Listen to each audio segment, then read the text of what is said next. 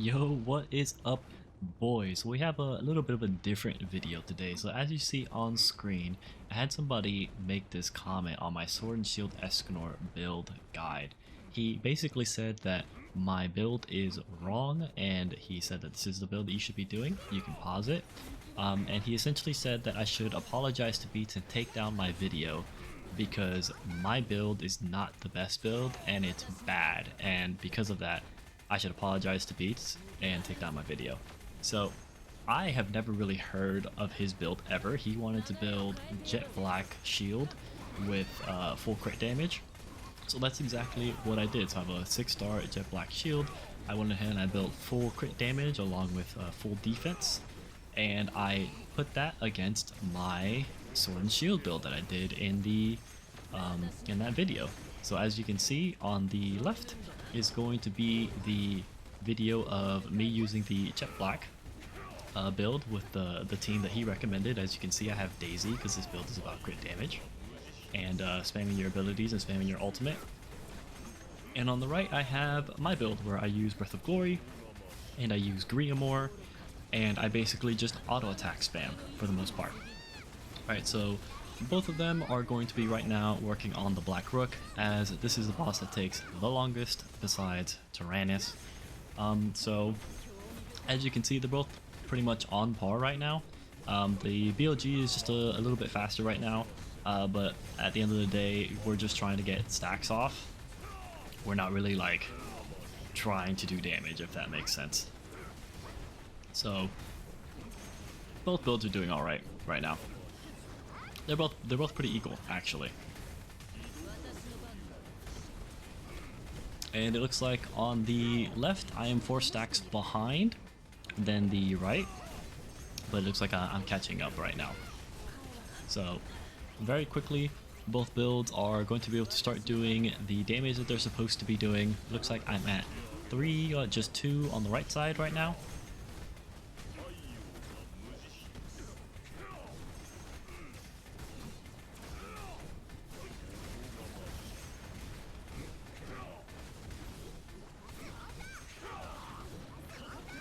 It looks like the right side is completely done with the stacks, and the left side is about to be done. It looks like that tag actually missed. That's really unfortunate. So some people might be asking, there's a very stark difference that you guys are going to see right now, where on the left side you guys are probably seeing where my Merlin is actually ulting a lot more, actually at all, and on the right side my Merlin is not ulting. And people are probably going to be wondering why that's the case. Well, the simple answer is my P10 Merlin is actually working in this guy's favor.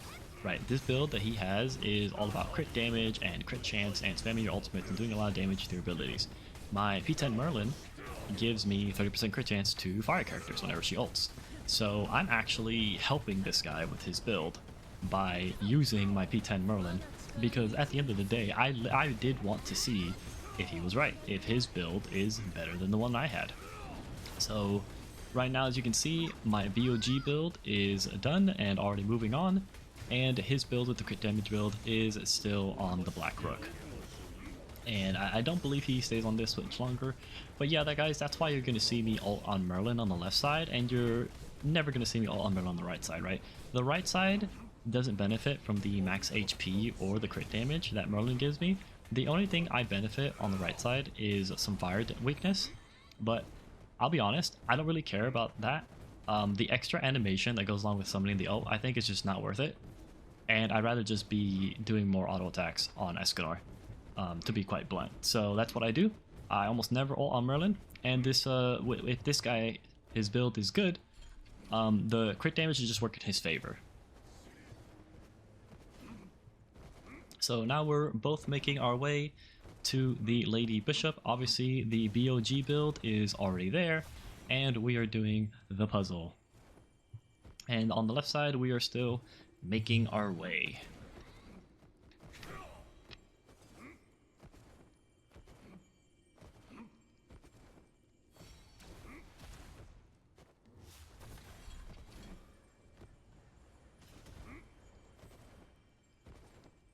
I don't know if you guys heard that, but I just drank some Coca-Cola. If you guys did, I'll make sure to cut that out because I don't want you guys to hear me slurping. That's just nasty. So it's like on the right side, we just started the fight, so that's good. And left side is honestly not too far behind. So if his build is as good as he says he is, it could honestly just be Black Rook RNG. So if his build is better than mine, then he should make up this time difference right here with the Lady Bishop, right? He should just be able to, his build should just be able to do so much damage that, you know, the Black Rook RNG will help. And on his side, I actually proc first strike, whereas on my side, I actually completely forget to proc first strike, and I just start throwing hands. So I mean, even that's working in his favor. So let's see how he does. So we're already at about, what is that, like 80% on the right side. So let's see if he can catch up to my Breath of Glory build. He's already a little bit of a deficit. That was a good chunk of damage that he just did. So that's great. And by the way, guys, I keep saying he just did. This is me on both ends, right? I'm playing both builds. I'm just saying he, because this is his build that he said that I should run, that, you know, my build is wrong and this is the right build. So I'm going to keep referring to the left side as his build, his team, and the right side as my build, my team. But I did play both of these, so just wanted to make that distinction. Didn't want people thinking I was like sharing my account or anything.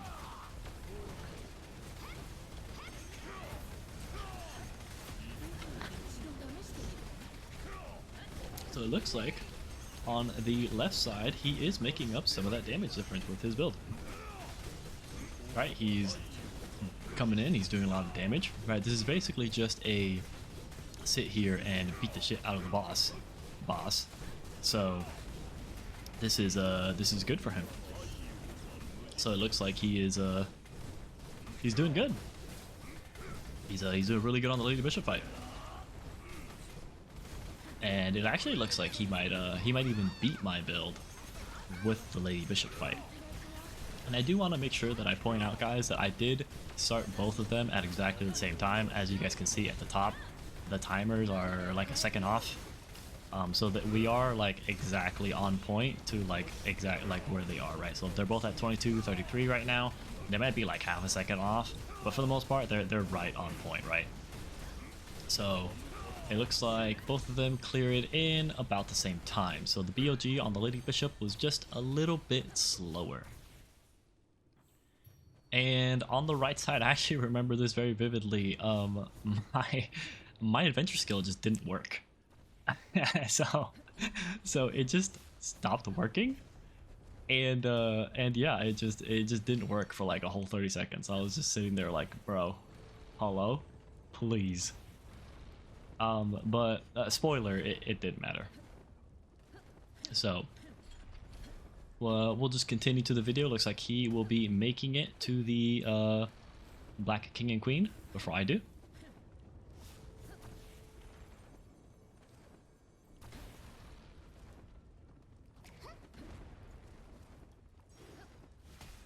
And right now, a lot of people are probably wondering, well, why did his build do so much more damage than your build? Like, why did you get to Lady Bishop first and he?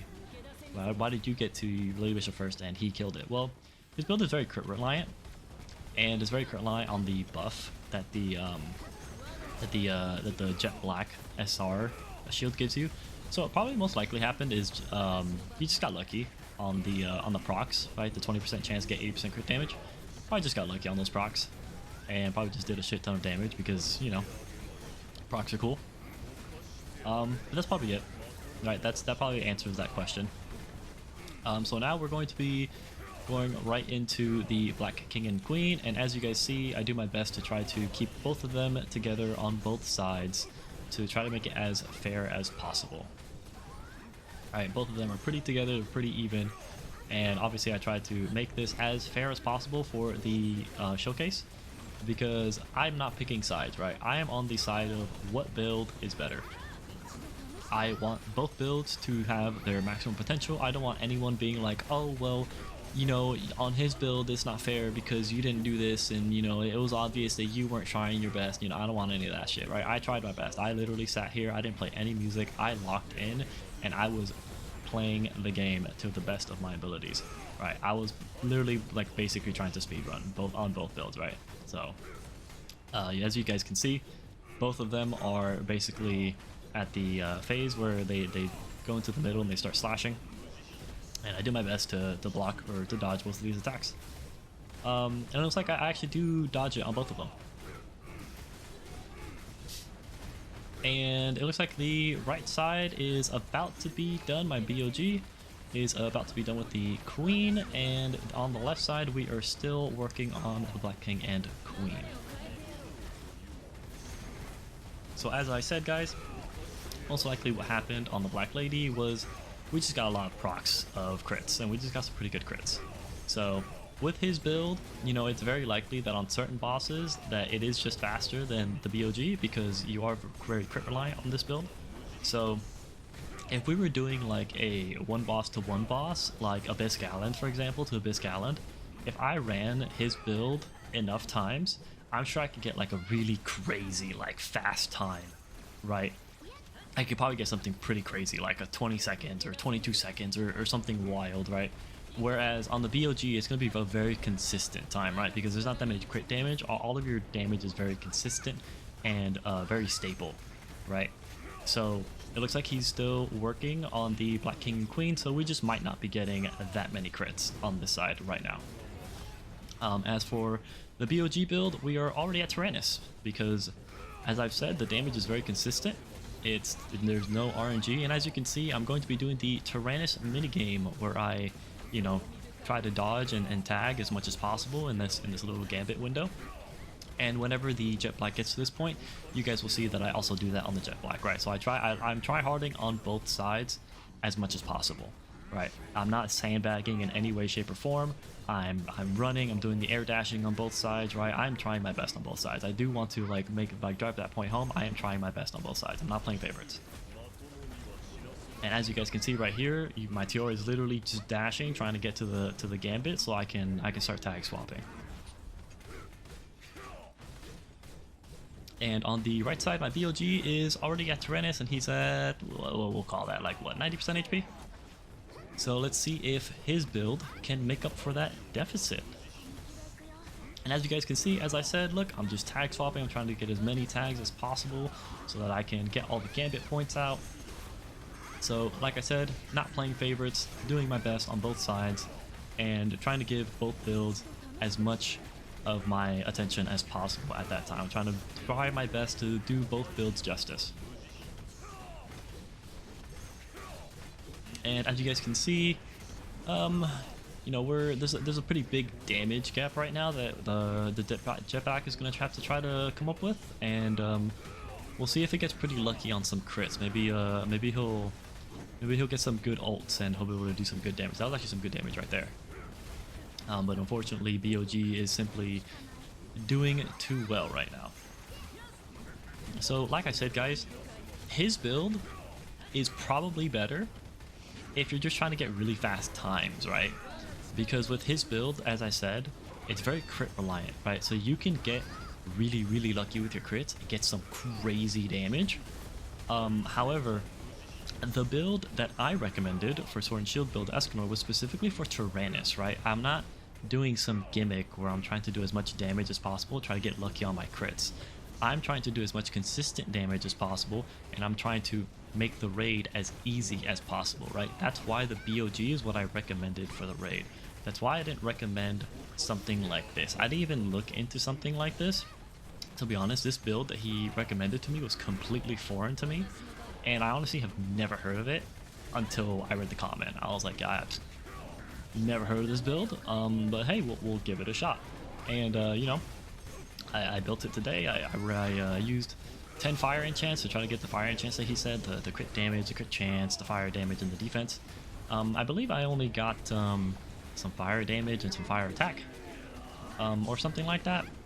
It is what it is. You know, use 10 enchants. I got what I got, you know. So it looks like we are doing the minigame on the left side, and we are already at half HP on the right side.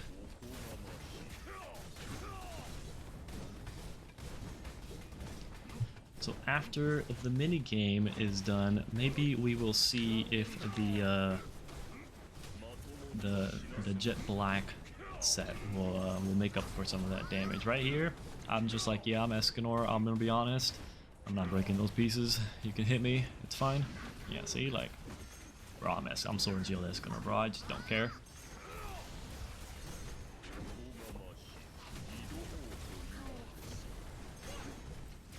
And it's not looking too hot for the Jet Black set right now. Not looking too hot at all. It's looking very not hot actually. At this pace, the BoG will just clear it. So we'll see what happens. We'll see if we get some good crits going. I got some full magic gauge right now, so maybe I can start dumping some magic gauge and get some good damage in here. It looks like I am starting to chunk Tyrannis right now. Yeah, look, that was a pretty good hit right there.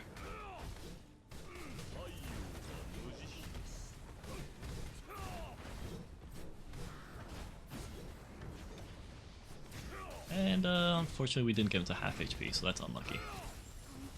Yeah, I remember this on the right side. I got frozen. That is unfortunate. However, we're Escanor and we honestly don't care.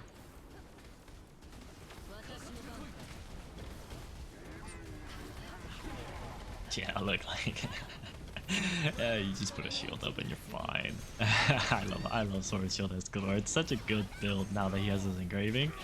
I love it. It's so fun. You just press your buttons, you spam left click, and it's a good time, bro. So yeah, so like I said, guys, when I'm using the Sword and Shield Escanor on BoG, you know, you're not really gonna try to ult with Merlin. You're just gonna summon the balls for the fire burst, and then you're just gonna, you know, start smacking on him. You don't really care about Merlin's ult. It's some nice damage, but it's not more damage than just sitting there and you know, getting your stacks with the BoG on Escanor, and you know, getting your stacks with preheat and just wailing on them, right? Because you just want to do as many auto attacks as possible. So yeah, so like you'll see guys right now where I'll just switch to Grimoire, then I'll switch to Tiore. I'll reproc my defense buff right here on Tiore. I'll reproc it right here, boom, and then we go back to Escanor and we just keep wailing on them, right? As soon as we fire bursted, we just keep going. We just keep playing the game. And you know, on the left side, his Jet Black set, it is still struggling. It's a little bit less than half HP, but he's toting. He's doing good.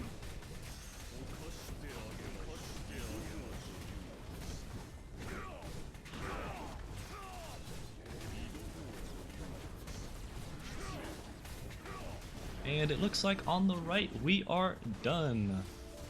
And the final time is going to be 17:49. Now a lot of people are gonna probably ask, hey, on your Sword and Shield Escanor build, your time was 23 minutes. Like, what happened there? Why the 6-minute difference? Well, the simple answer is, 1, I'm more comfortable with the team. 2, I'm more comfortable with Sword and Shield Escanor, so I'm more comfortable with what he does. I'm more knowledgeable about what he does. And 3, and the most important one, is I actually didn't know about the Gambit thing for Tyrannis. If you go back into my video, I don't tag swap like I do in both of these videos, right? To lower his defense. That's a pretty big thing too. So that's why my time is so much faster than what I had in the video.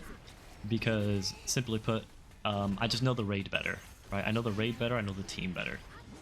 And you know, little things like that will increase your time dramatically. But it does look like on the left side, this might be the final burst. No, it's not. We have one more phase to go. Yikes.